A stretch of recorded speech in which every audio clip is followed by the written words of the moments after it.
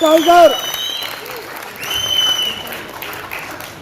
Hello everyone. It reminded me, it's just like I was padded up at the backstage with my bat, and as I walked out the back, it reminded me of the clap in the stadium. So it did two things. First, it put a lot of pressure on me कि run बनाने हैं, क्योंकि नहीं तो वापस जब आएंगे ना तो वो क्लैप्स अलग हो जाते हैं. So thank you so much for having me. बहुत खुशी हुई आप लोगों से दूर से मिलके, पास तो अभी तक पहुंचे नहीं है, बहुत खुशी हुई दूर से मिलके. मुझे पता चला कि आप लोग इंडिया के हर कोने से आए हैं, दिल्ली दिलवालों की है. तो बहुत बहुत शुक्रिया आज आने के लिए यहाँ पे. Extremely grateful and extremely honored that you've taken all the trouble to come from wherever you are for this event. You are a very important part of the Class Plus family, probably the most important part. और मैं हमेशा बोलता हूँ ना कि जब कोई team आगे बढ़ता है, मैं भी किसी टीम का कप्तान था, मेरे भी कभी कोचेस हुए हैं, तो ये सब ना एक टीम गेम है. जब आगे बढ़ते हो, कोई चीज़ जब आगे बढ़ती है, और मैं आपके जो यहाँ पे जो आपके जो दो ओनर्स नहीं, दो कोलीग्स बोलूँगा, मुकुल और भास्वत से मैं बात कर रहा था यहाँ आने से पहले कि ये आपकी ब्रांड और आपकी ये जो एसोसिएशन है वो कैसे चल रहा है, कितने कोचेस, कितने टीचर्स आपके साथ जुड़े हैं, कितने लोग, कितने यंग स्टूडेंट्स आप पिछले 2-3 साल में आपके साथ जुड़े हैं. तो नंबर्स देख के मुझे सुन के बहुत अच्छा लगा, और मैं ये कहता हूँ कि ये सब होते हैं आपके एफर्ट्स के लिए. It is because all the efforts you put in and all the time you give to yourself, the teachers who are here, and I presume more majority of them here are teachers, isn't it? तो आप जो, और हर किसी की जिंदगी में आपके teachers के सबसे बड़ा कंट्रीब्यूशन होता है. क्योंकि मैं समझता हूँ और मैं बिलीव करता हूँ कि जब ये कोई भी लड़का या लड़की छोटा होता है, वो सबसे ज़्यादा समय अपने स्कूल और अपने टीचर्स और अपने एजुकेशन प्लेटफॉर्म पे ही बिताते हैं घर से. So as much as your parents and your family has and a contribution to your life and your career, your teachers actually have more. Your teachers actually make you understand, learn and teach life more than even your family. And I was young, I'm still young, but I was younger. I was younger a few years ago, and I can tell you, whatever I have achieved, wherever I have finished in my professional life as a cricketer, my coaches, my teachers had the biggest influence in my life. I studied in St. Xavier's College in Calcutta, St. Xavier's School, and in those days, online education, edtech platforms did not exist. So we had to go to school and college and learn, study, get educated. And the best part or the worst part of our careers when we were young was that technology was not as developed and as improved as it is in the modern day. So we got a lot more time to go to college, we got a lot more time to spend time with teachers, not only study, not only pick the mathematics, geography, literature, history books, but at the same time got to play the sport. There was no mobiles. So just like as I see my lovely daughter spending a lot of time on her mobile, trying to see the world, we did not have that, and that probably gave us more time to play the sport, to study and be where we are today. So for me, I still remember when I talk about teachers, and I'm still in touch with them. Both of them have grown older. One is in the late 70s and one is in the late 60s, and I still meet them. They come and see me. आके मिलते हैं मेरे साथ, maths और मुझे बंगाली पढ़ाते थे. जब भी उनके साथ में अभी मिलता हूँ तो आंख में ना वो रोशनी आ जाती है कि यार इनके साथ तो पूरी जिंदगी बिताया आपने. आप जब फुटबॉल खेलते थे, मैं जब क्रिकेट से पहले स्कूल में पढ़ता था, मैं बहुत अच्छा फुटबॉल खेलता था. तो यही टीचर्स मुझे दिन में 12 से 2 बजे तक मैथ्स, इंग्लिश, बंगाली पढ़ाते थे, और वही टीचर्स 3 बजे के बाद जब छुट्टी होता था और फुटबॉल खेलने का मौका मिलता था, तो यही टीचर्स आपके साथ वो लाइन पे खड़े होके आपके लिए तालियां बजाते थे.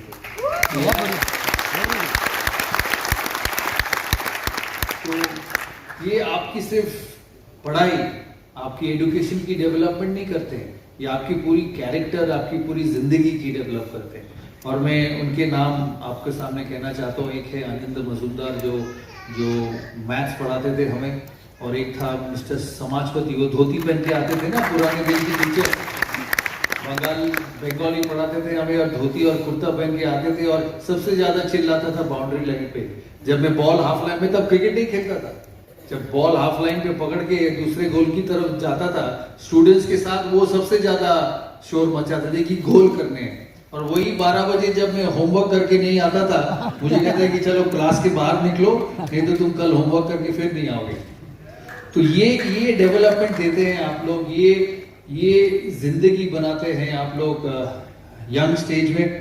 और किसी भी स्टूडेंट का, मैं भी स्टूडेंट था एक दिन, और डिफरेंट लेवल्स पे डिफरेंट लोगों का स्टूडेंट आप बनते हो, डिफरेंट टीचर्स का स्टूडेंट बनते हो, ये आपके साथ जिंदगी भर रह जाता है।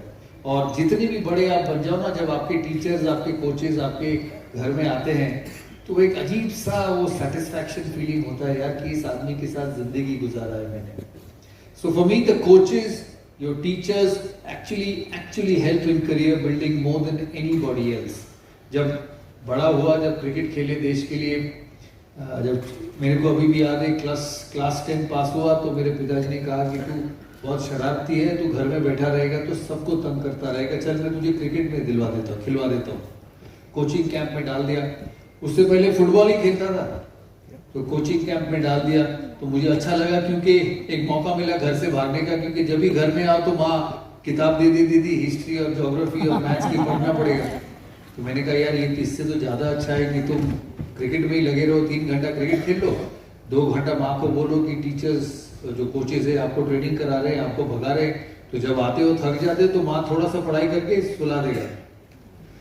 तो मुझे अभी भी याद है, जब मैं उस समय क्लास 10 पास किया, तो 3 महीने छुट्टी थी बोर्ड एग्जाम्स के बाद। तो मेरे पिताजी कहा कि चलो तुम ट्रेनिंग करो। अशोक मुस्तफी सर थे, जो अभी है नहीं इस दुनिया में, उनको बोले कि आप इनको क्रिकेट खिलाओ, इनको थोड़ा सा एक्सरसाइज भी हो जाएगा। तब पता नहीं था कि आगे देश के लिए कभी खेलेंगे। तो उनके पास गया, तो 1 महीना 1.5 महीना प्रैक्टिस करता गया, अच्छा लगता गया। वो इंस्पायर करते थे कि ऐसे खेलना है। उस समय इंडिया वर्ल्ड कप भी जीता 83 में, एग्जैक्टली 83 जब वर्ल्ड कप जीता इंडिया, तो उसी से किया कि अगर कपिल देव गावस्कर कर सकते हैं तो हम भी कर सकते हैं।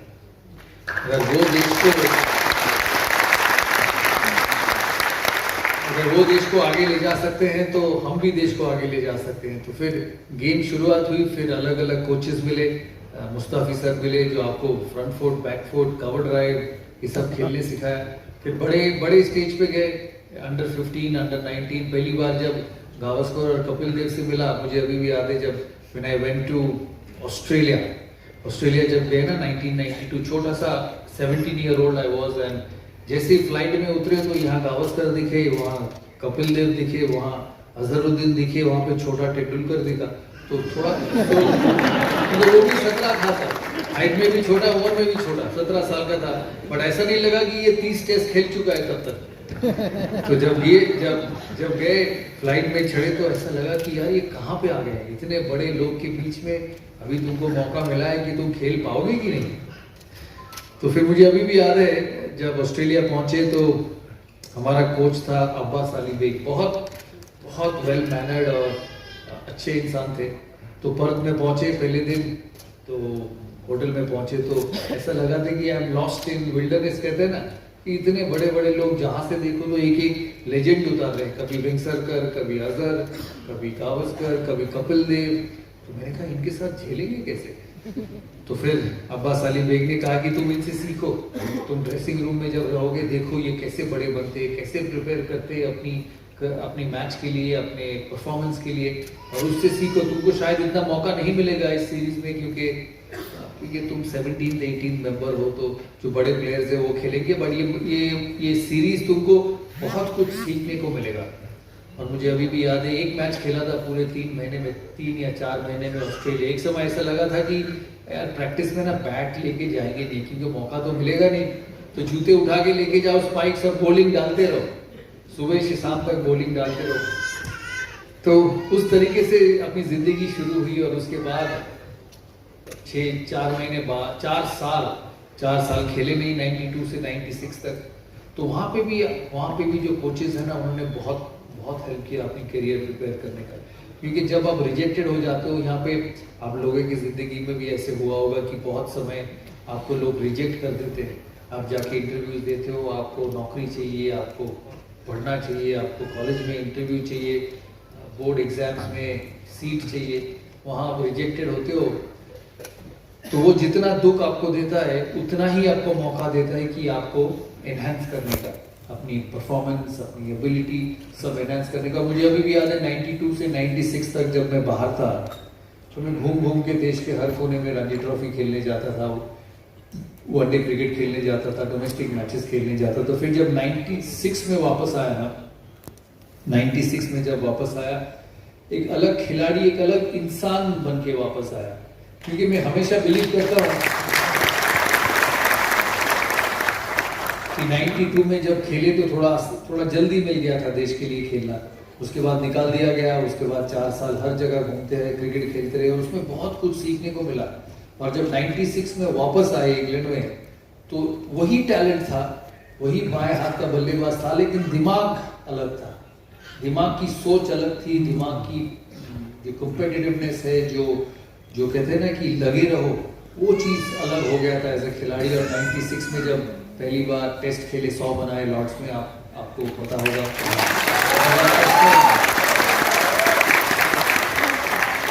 पहला टेस्ट में 96 में इंग्लैंड के सामने 100 बनाया, उसके बाद फिर दूसरा टेस्ट में 100 बनाया नॉटिंघम में, ट्रेंट ब्रिज में, और उसके बाद से फिर जिंदगी बदल गई।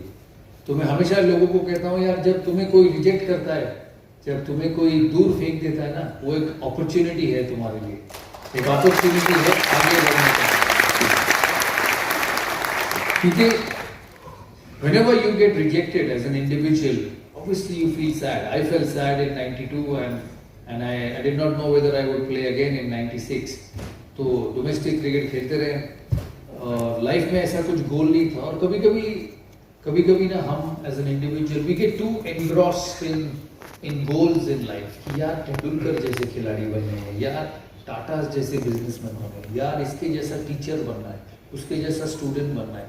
तो जब भी आपके दिमाग में ये ऐसे सोच आते हैं ना, तो आपकी लाइफ रिस्ट्रिक्ट हो जाती है, आपकी जो सोच है, आपकी जो आगे बढ़ने की एबिलिटी है, वो रिस्ट्रिक्ट हो जाती है। और मैं वो 92 से 96 जब मेरे पास कोई चारा नहीं था और मुझे सिर्फ खेलना ही था, कि जाके खेलो, रन बनाओ, पता नहीं आगे क्या होगा, उससे एक अलग फ्रीडम आ जाता है सोच में, उससे एक अलग तैयारी हो जाती है दिमाग में। और अभी जब मैं मुकुल और भास्वत से मिला, तो मैंने उससे पूछा कि यार और बाकी तो बड़े बड़े ब्रांड्स हैं, तुम उसके साथ कैसे कम्पीट करते हो? तो उन्होंने कहा कि यार हम अपने काम करते हैं, हम अपने तरीके से बड़े होने की सोच में रहते हैं। और ये बहुत ज़रूरी है, ये बहुत ज़रूरी है दुनिया में, क्योंकि अगर आप 1000 लोगों को देखते रहोगे ना, तो आपकी सोच उसी में रिस्ट्रिक्टेड हो जाएगा। वो जो ओपननेस है, वो जो एक मैग्नीट्यूड है सोच का, वो रिस्ट्रिक्ट हो जाता है। आप सोचते हो कि यार इसके तरह ही बनना है, जबकि आपके पास शायद एबिलिटी है कि उससे बड़ा बनने का। तो अपनी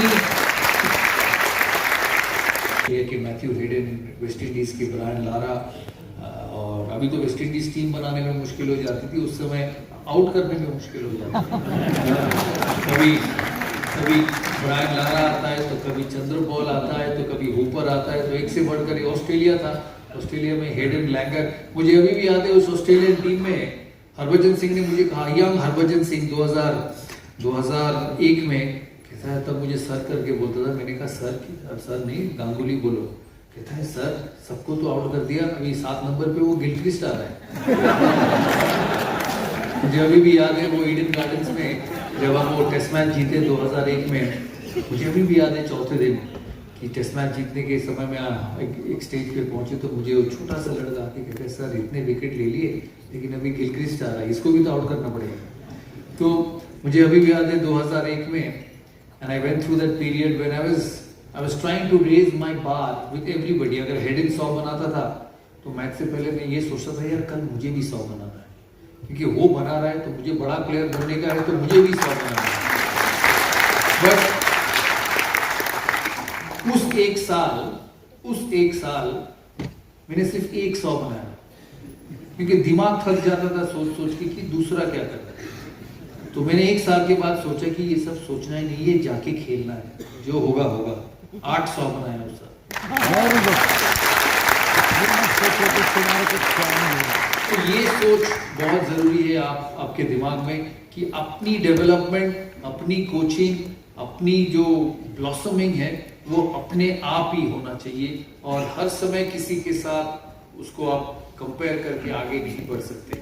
यहाँ पे टीचर्स हैं, यहाँ पे जो मेरी जिंदगी में मैं कोचेस कहता हूँ, ये लीडरशिप ट्रेनिंग भी बहुत देते होंगे आप यंग स्टूडेंट्स को, क्योंकि development of career happens only not only when you just become good with books, not only when you just become good with education, but it happens over career development.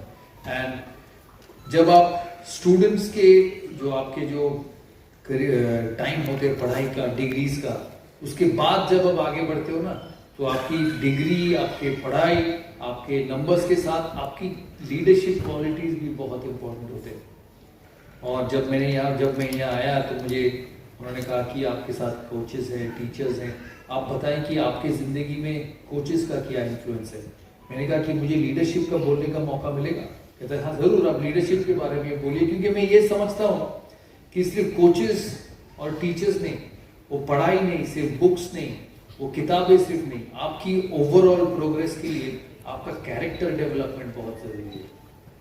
दुनिया में बहुत लोग मिलेंगे जो हाँ पे हाँ मिलाएगा, जिसको आप पूछेंगे ना, अरे यार तुम्हारा मेरा काम अच्छा हुआ, 10 लोग मिलेंगे हाँ हाँ बहुत अच्छा हुआ, बट 2 मिलेंगे तो ऐसे बोलेंगे कि यार यहाँ पे आप थोड़ा ज़्यादा डेवलप कर सकते हैं, आपको उसी लोग के साथ जाना है। लाइफ में यस मैन नहीं चाहिए, लाइफ में यस मैन नहीं चाहिए, लाइफ में वैसे आदमी साथ चाहिए जो आपको हमेशा ना एक रियलिटी चेक देता है कि अगर आप अच्छे हो तो हो, अगर आप अच्छे नहीं हो तो आपको सुनना जरूरी है कि आप अच्छे नहीं हो, तभी आपका डेवलपमेंट होगा। और इसीलिए मैं कहता हूँ लीडरशिप इज वेरी इंपॉर्टेंट। मैं देश के लिए इतना समय तक कप्तानी किया है, 6 साल बाल के चले गए, बाल सफेद हो गए, बट जो उसके साथ मिला है कि जो लीडरशिप क्वालिटी मिला है ना, कि जब सिचुएशन डिफिकल्ट हो, जब ग्राउंड पे आप उतरते हो ना, लोग मुझे कहते हैं कि यार क्या फीलिंग है। मैंने कहा जब पहली बार मैंने टेस्ट खेला और जब पहला विकेट गिरा, मैं पैड पहन के बाहर बैठा हुआ था, तो पहली बार जब ओपनिंग बैट्समैन आउट हुए और आपका बारी आई, जब मैं ऐसा खड़ा हुआ ना, तो ऐसे पैर से छाती तक एक ठंडा सा हवा गया। अब सबका होता होगा कि यार अब तेरी बारी आई है, अगर तूने गलती कर दी तो जिंदगी भर ये बारी नहीं मिलेगी। और ये सबके साथ होता है।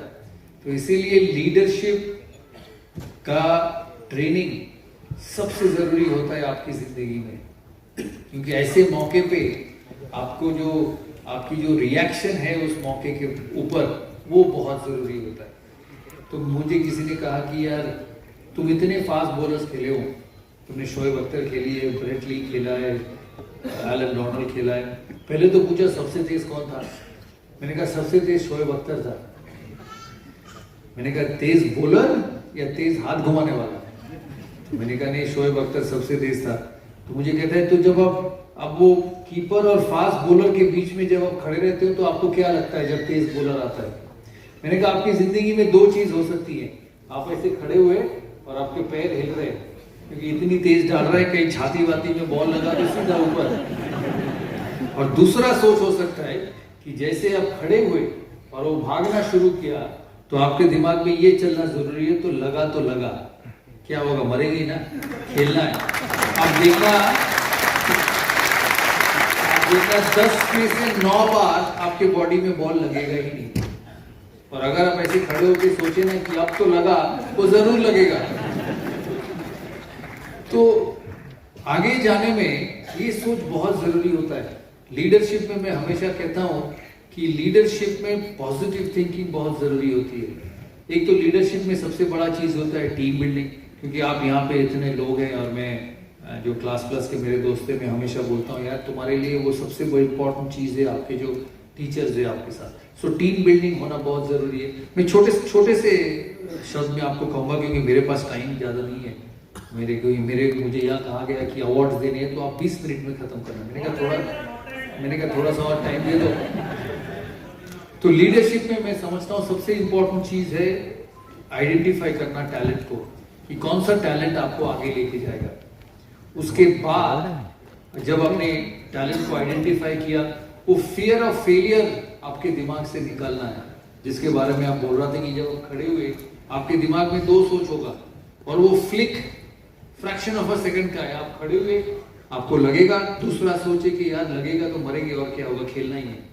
ये बहुत जरूरी होता है फियर ऑफ फेलियर में। और जब मैं कप्तान बना देश का, तो मुझे कहा जाता था कि बहुत यंग खिलाड़ी उस समय आगे बढ़े, हरभजन सिंह हो, जहीर खान हो, वीरेंद्र सहवाग हो, MS धोनी हो, वो देश के लिए आगे खेले।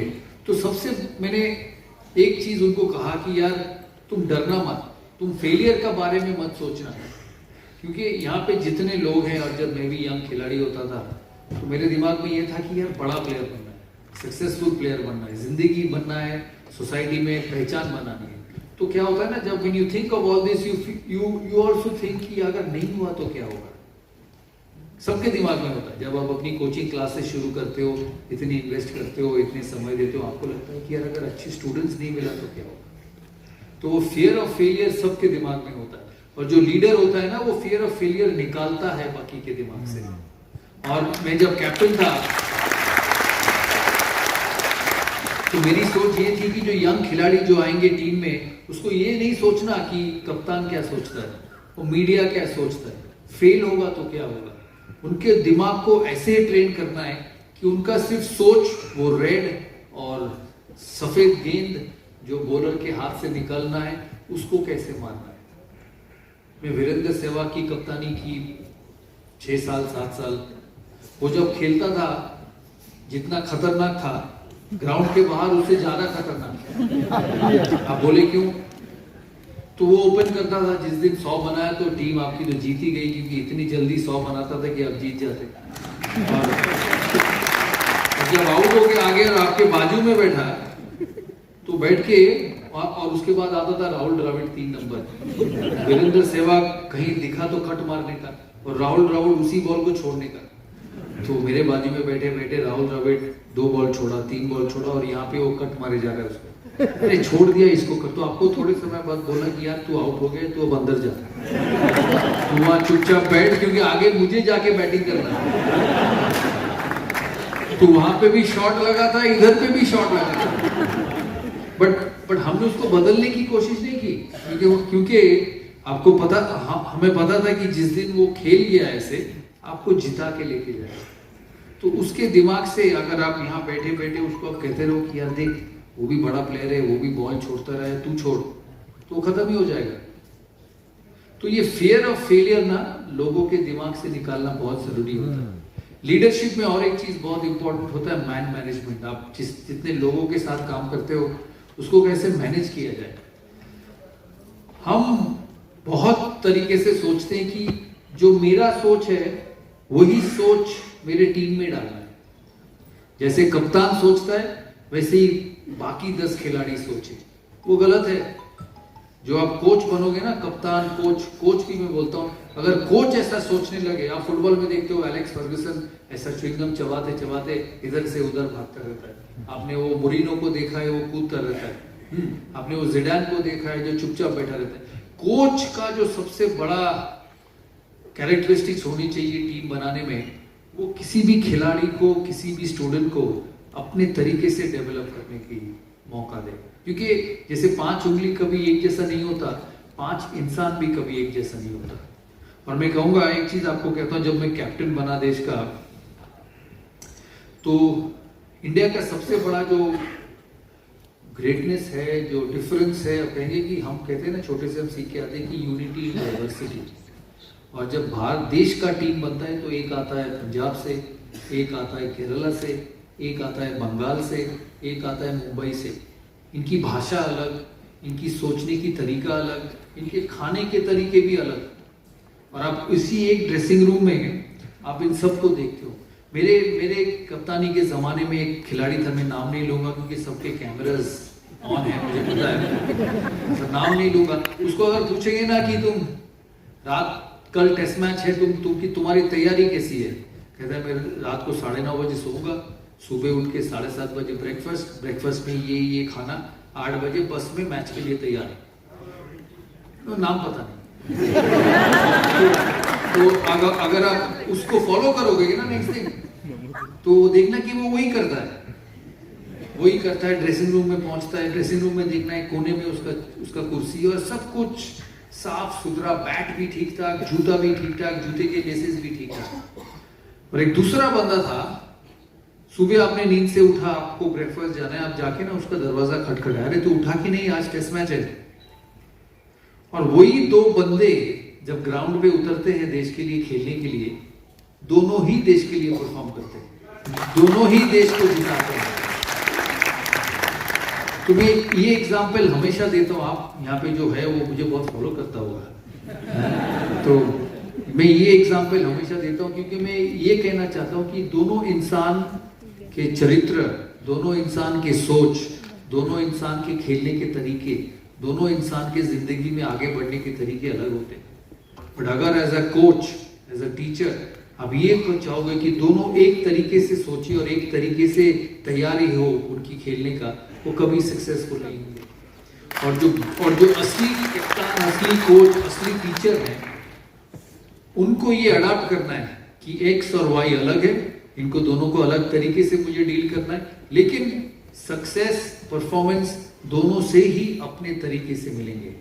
तो मैनेजमेंट बहुत इंपॉर्टेंट होता है। It can never be my way or highway. और मैं आपको एक चीज, आपने पढ़े होंगे, स्टीव जॉब्स ने एक बहुत बढ़िया चीज कही है। उन्होंने कहा कि यार, you hire professionals to tell you what to do and it's never the other way around. जब आप टीचर होते हैं, आपको आपकी प्रोफेशनल जिंदगी में आप एक लेवल पे पहुंचते हो और आपके नीचे जो लोग काम करते हैं ना, हमारे करियर में और हमारी जिंदगी में एक बहुत बड़ा पॉजिटिव या नेगेटिव जो भी कहो, हम चाहते हैं कि जैसा मैं बोलूं वो करें। पर जो बड़े बनते हैं ना, वो जो नीचे है उसका सुनता है और उसका सुन के अडॉप्ट करते हैं अपनी कंपनी में, अपनी प्रोफेशन में, अपनी जिंदगी में। और जो ये अडेप्टेबिलिटी दिखा पाता है, वही आगे जाके उसकी टीम बड़ी टीम होती है, स्ट्रॉन्ग टीम होती है। और दो चीज कहूंगा क्योंकि मुझे कहा गया 20 मिनट बात करो, तो 25 मिनट हो गए। दो चीज और कहूंगा आपकी लीडरशिप में, एक तो आपका टैलेंट हुआ, एक हुआ फियर ऑफ फेलियर हुआ, आपके मैनेजमेंट स्किल्स हुए। जो कप्तान है, जो लीडर है, उसके लिए सबसे बड़ी चीज होती है जो जिसके साथ काम करते हैं उसका ट्रस्ट डेवलप करना।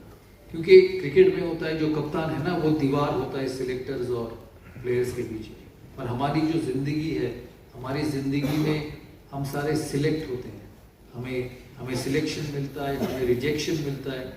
अब दो तरीके की, किसी भी इंडिविजुअल की डेवलपमेंट में अब दो तरीके की लीडर के नाते आप दो तरीके की पॉलिसी अडॉप्ट कर सकते हैं। एक तो कोई बंदा आके आपसे पूछे कि यार मैं ड्रॉप क्यों हो गया, आप उसको ये बोल सकते हैं यार तू चिंता ना कर, तू अच्छा है, तेरे पास मौका आएगा, तू इंडिया के लिए फिर खेलेगा। और जैसे ही वो रूम से निकल गया, आप उसको भूल गए।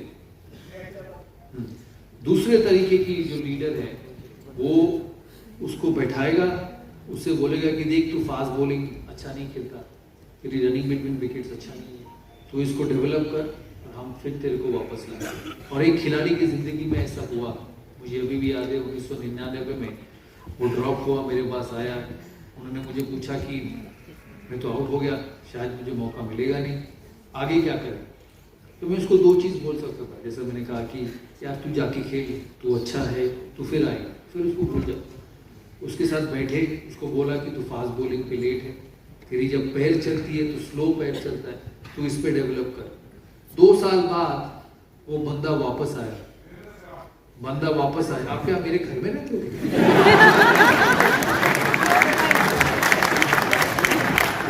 तो 2 साल बाद जब वो बंदा वापस आया, वो 100% अच्छा खिलाड़ी बन के आया और वो डेब्यू में 100 बनाया साउथ अफ्रीका के सामने।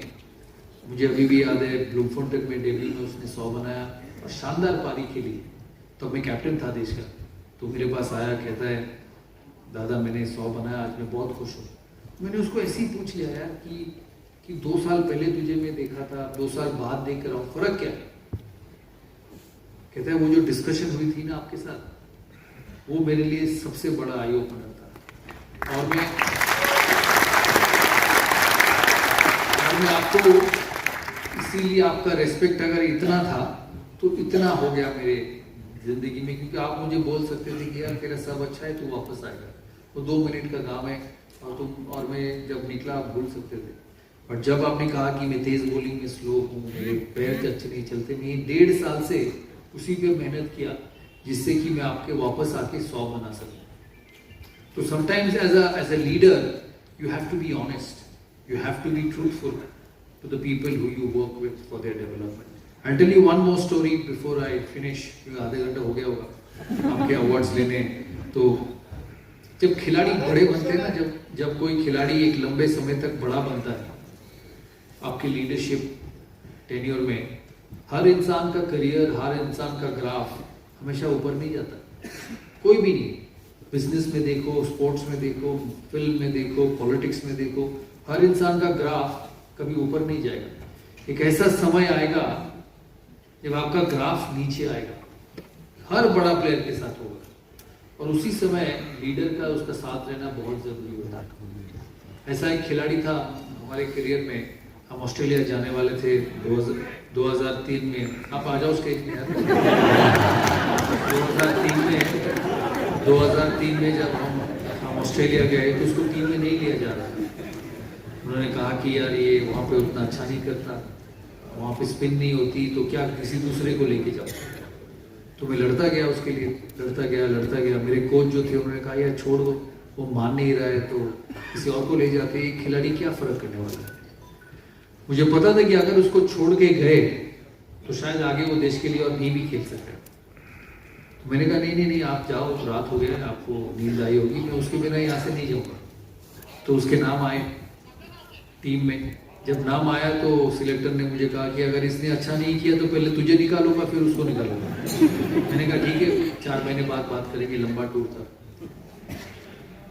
इंडिया ने बहुत अच्छा खेला उस सीरीज। तो जब चौथे टेस्ट का 5वां दिन था, सुबह मैंने उनसे पूछा कि यार ये टेस्ट तो हम जीत सकते हैं, बट हमारे बॉलर्स थक गए हैं क्योंकि हर टेस्ट 5-5 दिन का गया, गर्मी था, क्या करना है। सिडनी में मुझे अभी भी है, तो मुझे अलग ले जाके बोला देखो आज 90 ओवर है, 45 ओवर मैं एक एंड से डालूंगा, अब बाकी 45 ओवर किसी दूसरे को दूसरे एंड से डालूंगा। मैंने कहा यार तू भी तो थकेगा, तू भी तो इंसान है, तू कैसे एक दिन में 45 ओवर डालेगा। तो कहता है कि जब मैं थक जाऊंगा मैं आपको बोलूंगा, मुझे 2-3 ओवर ब्रेक दे देना, फिर मैं वापस आ जाऊंगा। वो सीरीज खत्म हुई, हमने बहुत अच्छा क्रिकेट खेला। उसने उस साल 70 विकेट लिए पूरे साल में, जो जिंदगी में उसने कभी नहीं लिया। तो उससे पहले बहुत बड़ा खिलाड़ी था, उससे पहले बहुत ज्यादा विकेट्स लिए, बट उस साल जितना विकेट्स उसने लिया उससे पहले कभी नहीं लिया।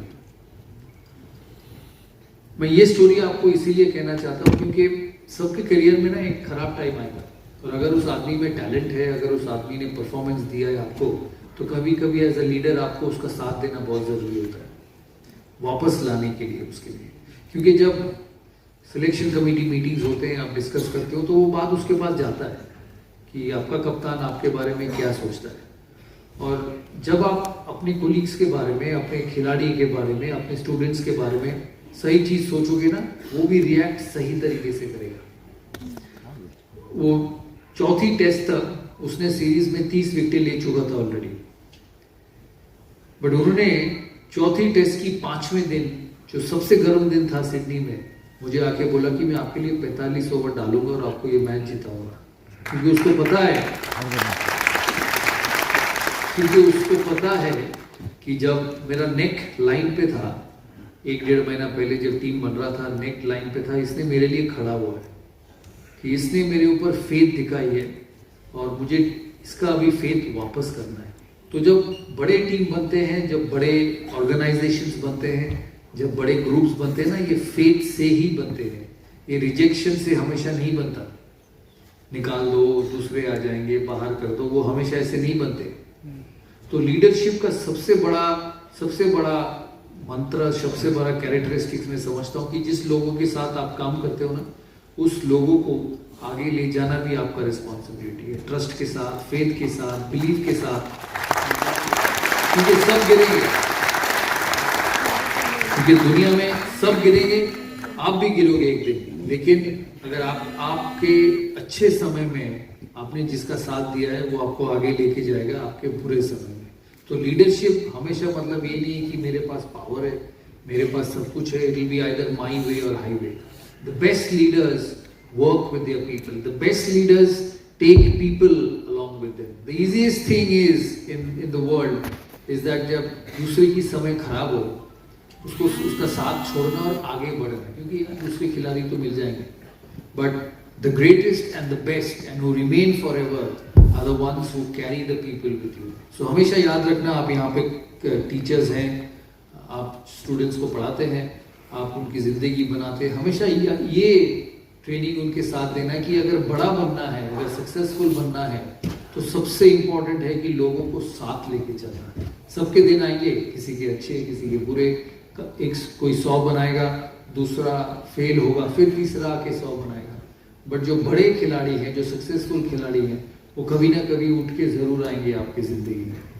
तो एक चीज हमेशा याद रखना, आप कोचेज हैं, आप टीचर्स हैं, आप लोगों की जिंदगी बनाते हैं, तो आपको जब स्टूडेंट्स को अपने करियर बनाने की सलाह देनी है, तो उनको ये चीज़ ज़रूर सलाह देना कि यार आपको लीडर बनना है, आपको सिर्फ वन ऑफ नहीं बनना, आपको सिर्फ अच्छा सैलरी कमाने वाला कॉर्पोरेट हेड, एमडी, सीईओ नहीं बनना, आपको ऐसा सीईओ, ऐसा एमडी बनाना है जो इंस्टीट्यूशन बनाते हैं।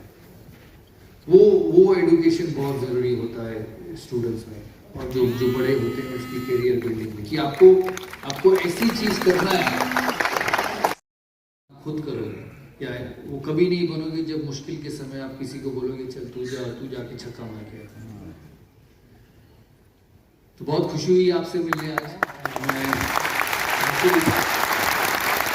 बैठ के द्राविड और सहवाग और कुंबले कर रहे थे, आप प्लीज कलकत्ता आइए मेरे से बहुत खुशी हुई आप सबसे मिलके। और पिछले 2 साल से क्लास प्लस की जो फैमिली, क्लास प्लस की जो नेम आगे बढ़ा है, वो आपकी मेहनत से बढ़ा है, आपके एफर्ट से बना है, और आगे भी आपको ये जारी रखना है।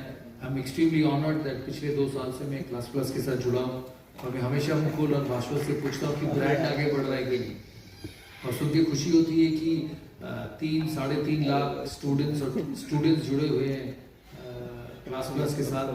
और पिछले 3-2 साल में जब ये कोविड हुआ, देश में दुनिया में इतनी इश्यूज हुए, ये ब्रांड आगे बढ़ता गया। तो मेरी तरफ से आप सबको बहुत बधाइयाँ, मेरी तरफ से गुड विशेस आपको आगे के लिए, और यही चाहूँगा कि आप इस ब्रांड को एक साथ मिलकर आगे लेके जाएं। Ladies and gentlemen, can we have a huge round of applause for the one and only Mr. Saurabh Ganguly?